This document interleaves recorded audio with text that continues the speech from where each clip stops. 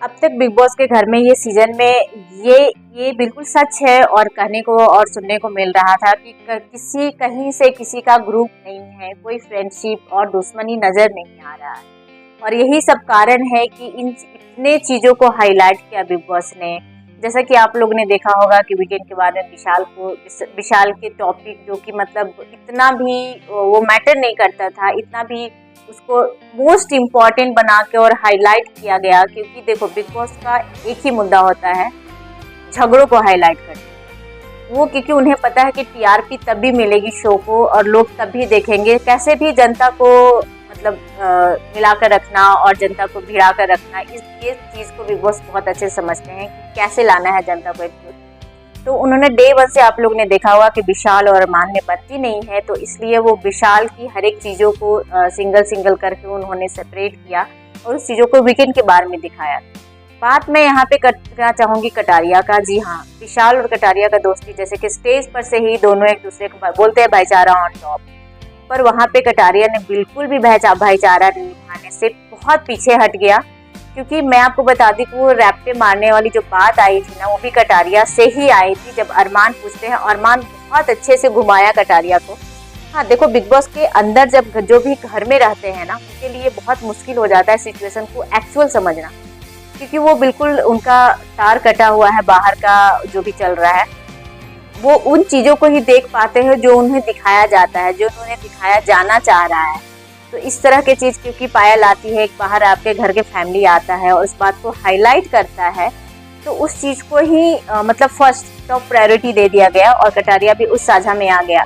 अरमान बार बार कटारिया के सामने जाते हैं और बोलते हैं कि तुम्हारे घर वाले होते तो क्या करते, तुम्हारे माँ बहन के साथ होता तो क्या होता। ऑब्वियसली उस टाइम बंदा इमोशनल और उस सिचुएशन को कुछ और समझने लग जाएगा। और कहीं ना कहीं कटारिया का जो लुक था वो बहुत डरा हुआ था, सहमा हुआ था, क्योंकि पूरे घर वाले एक तरफ थे और विशाल एक तरफ था। पर वहाँ पे जो कटारिया का दोस्ती था विशाल के लिए, वो बिल्कुल जीरो हो गया था।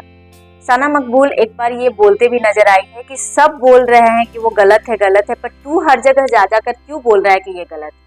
जब तेरे से बात हुई, तुझे ये प्रायोरिटी दी जा रही है कि सुनने वाला तू है, तो इस चीज को। और मैं बताती हूँ कि ये बिल्कुल सही है कि अगर जो उस जगह पे विशाल होता ना, तो वो बंदा एक बार भी अपने मुंह से ये नहीं बोला होता कि कटारिया गलत है। वो बोलता कि ये गलत गया है, पर ये मेरा दोस्त गलत नहीं है। तो कहीं ना कहीं लैक कर गए कटारिया इस चीज को। जब टाइम आया उनके अपने दोस्तों को सपोर्ट करने के लिए, तो उससे वो पीछे हट गए।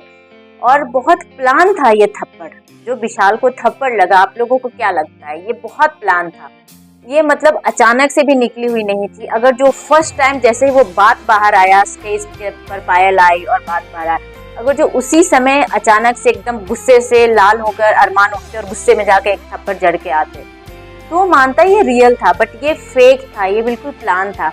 वो वहां से उठते हैं आराम से, अपना दोनों बीबी और हस्बैंड दोनों जाते हैं किचन में, चाय बना रहे होते हैं, चाय पी के जाऊंगा। उसके बाद वो कटारिया से पूछते हैं कि अगर जो तेरे किसी अपने के साथ ये होता तो तू क्या करता। कटारिया ने बोलता मैं तो रैप पे देता, और तो बोलता है तो फिर मैं भी दूंगा। मतलब कहीं ना कहीं वो पावर उन्हें वहां से मिला कि अब ये ऐसा बोल दिया तो मुझे ऐसा करना है। फिर वो बोलते हैं कि आता हूँ, चाय वाय पी के आता हूँ। फिर वहाँ पे कटारिया जाता है और वो बहुत प्लान वे में उसे थप्पड़ जड़ देते हैं। उन्हें लगता है विशाल का कोई सपोर्ट नहीं है।